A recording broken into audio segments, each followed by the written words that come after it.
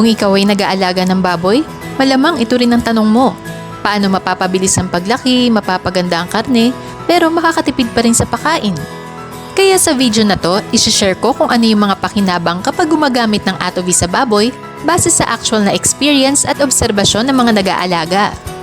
Alam natin yan, hindi madali ang mag-alaga ng baboy. Mahal ang pagkain, may amoy ang kulungan, at minsan kahit todo alaga, mabagal pa rin ang pagbigat ng baboy.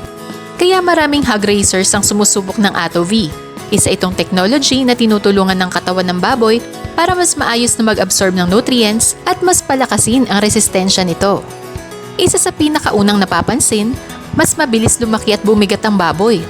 Dahil dito, mas maaga ang harvest, mas maaga rin ang balik ng puhunan. Napapansin din na mas mataas ang livability, mas konti ang stress ng baboy, mas konti ang nagkakasakit, kaya mas panatag din ang loob ng nag-aalaga. Para naman sa inahin, mas marami ang nailalabas na gatas at kadalasan, mas marami ring biik ang naiaanak. Resulta, mas buhay at mas malalakas na biik. Pagdating sa karne, mas maganda ang kalidad, malinamnam at masarap. Mas maraming laman kaysa taba at ayon sa karanasan ng ilan, mas mababa rin ang kolesterol. Isa pa to sa gustong-gusto ng mga nag-aalaga. Hindi mabaho ang amoy ng dumi ng baboy.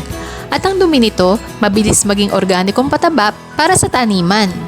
Dahil mas mataas ang immune system, mas matibay sa mga sakit ng baboy, mas konting problema, mas tuloy-tuloy ang pagpapalaki. At syempre, isa sa pinaka-importante, tumitipid sa pagkain. Mas nasusulit ang feeds, mas maayos ang conversion, mas malaki ang kita.